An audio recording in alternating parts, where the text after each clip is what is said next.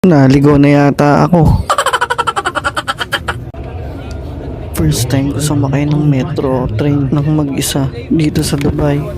Nakakatawa masubukan yung mga bagay sa buhay natin na first time mo palang magagawa. Lahat ng first time nandyan yung excitement at kaba. Kailangan lang dito yung marunong ka magbasa at umintindi. Kung hindi, talagang maliligaw ka. Hindi naman ako natatakot kasi lagi kong kasama si Magda. Magtanong kung hindi alam. Sa loob ng isang oras dumating din ako sa train station na aking pupuntahan.